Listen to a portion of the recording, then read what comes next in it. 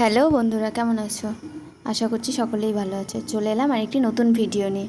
আজ রবিবার মানেই মাটন। যেহেতু আমাদের বাড়িতে চিকেন হয় না, সেই কারণে আমার মাটনই হয়, মাটনেরই ভিডিও নিয়ে আসি। তো কীভাবে রান্না করলাম প্রেশার কুকারে, সেই রান্নাটাই আমি তোমাদের সাথে শেয়ার করছি। তোমরাও একবার এভাবে ট্রাই করতে পারো। খেতে কিন্তু অসম্ভব সুন্দর হয় আর খুব তাড়াতাড়ি হয়।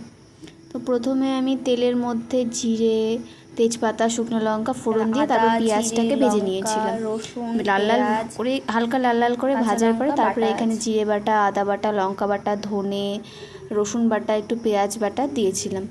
দিয়ে মশলাটাকে ভালো মতো ভেজে নিয়েছিলাম। আর আলুটাকে আগে থেকেই ভেজে নিয়েছিলাম হালকা লাল লাল করে। আর মশলাটার যখন তেল ছাড়বে তখন আমি মাটনগুলোকে দিয়ে দেবো। দিয়ে মাটনটাকে দেওয়ার পরে ভালো করে 3-4 বার করে ঢেকে ঢেকে আমি মাটনের যে জলটা বেরোয় সেটা দিয়ে ঢেকে ঢেকে রান্না করবো। আমি এক্সট্রা কোনো জল ইউজ করিনি। মাটনটা যখন মশলাটা সব ভালো মতো হয়ে যাবে, হয়ে যাওয়ার পরে তোমার কালার ছাড়বে। মশলাটা যখন ভালো মতো কষা হয়ে যাবে, কষানোর পরে আমি গরম জল দিয়ে দিয়েছিলাম। গরম জল দিয়ে কিছুক্ষণ ঢাকা দিয়ে রেখেছিলাম। দিয়ে নাড়াচাড়া করার পরে আবার যতটা জল লাগে, যেহেতু আমি একটু ঝোল ঝোল করেছিলাম, যে গরম একটু হালকা পাতলা খাওয়াই ভালো, তো জল দিয়ে আমি ঢেকে রেখেছিলাম। প্রেশারে মোটামুটি আমি 4টের মতো সিটি দিয়ে দিয়েছিলাম। তার আগে আলুটা ছেড়ে দিয়েছিলাম। আলুটা ছেড়ে একটু ভালো করে নেড়ে নিয়েছিলাম।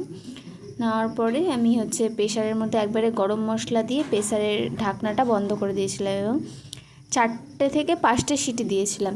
এতে করে মাংসটা খুব ভালো মতো সফট হয়ে যায়, খুব ভালো মতো সেদ্ধও হয়, খেতেও অনেকটা টেস্টি হয়। তোমরা একবার কিন্তু এভাবে ট্রাই করে দেখো প্রেশারের সিটি ওঠার পরে আমি ঢাকনাটা যখন খুলেছিলাম ঠিক দেখতে এরকম হয়েছিল।